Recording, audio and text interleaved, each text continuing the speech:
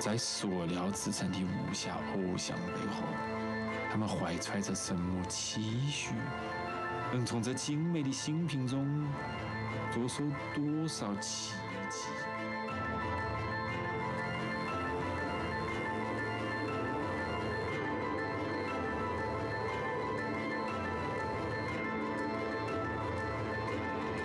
狗之所以吠叫，不是因为勇武，而是趋于恐惧。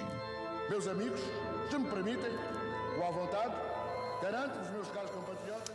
Et bonsoir Marjorie, Bonsoir, ravi Nicolas. de vous retrouver. Our Lady of the Chinese Shop. Alors c'est un film angolais, Oui. présenté en première mondiale au Festival de Locarno en Suisse. Exactement, Locarno fête cette année ses 75 ans. Comme chaque année, vous le savez, il met à l'honneur des films d'auteurs du monde entier.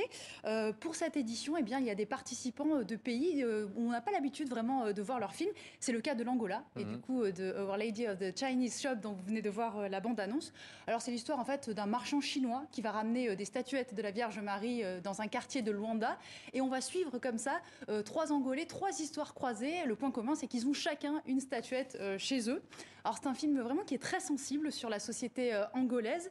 Le réalisateur Eric Claver dresse un portrait de son pays entre réalisme et fiction. À la base, je n'avais pas vraiment de script, mais j'avais écrit un poème.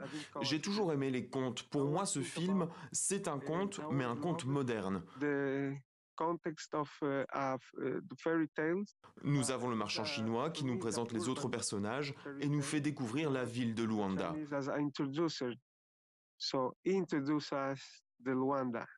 Avec ce film, j'ai essayé de faire un lien entre la culture angolaise et la culture chinoise, très présente ici, même si c'est une culture que je ne connais pas bien. J'ai essayé de comprendre ce que cette communauté pense de nous.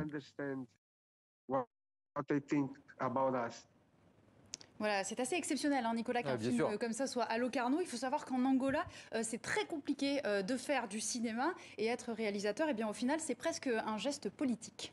Nous n'avons pas d'industrie du cinéma en Angola, nous n'avons même pas de salle de cinéma. Alors nous essayons de trouver des salles clandestines. Le cinéma n'est pas vraiment la priorité du gouvernement.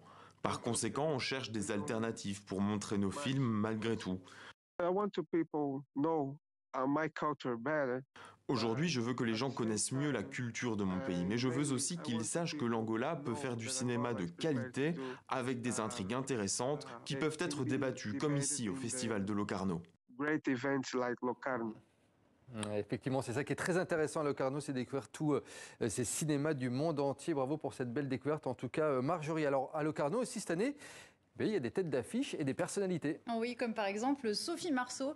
L'actrice est venue présenter son nouveau film. Ça s'appelle Une femme de notre temps. Elle y incarne en fait une commissaire de police qui va complètement disjoncter lorsqu'elle réalise que son mari la trompe. Alors c'est un film de genre et un rôle dans lequel on n'a vraiment pas l'habitude de la voir. Hein. Elle tire à l'arc, elle se bat. On est dans une forme de noirceur. Je vous propose d'écouter le réalisateur Jean-Paul Siverac. C'est une femme qui reprend son destin en main. Et donc, je crois que c'est ce qu'on a vécu, c'est un film post-MeToo, une épopée intérieure. Oui, oui, il y a quelque chose comme ça. Elle doit descendre profondément, elle est passée par des étapes douloureuses, violentes. Elle doit purger des passions, en quelque sorte, quoi, mais découvrir aussi quelque chose d'elle-même.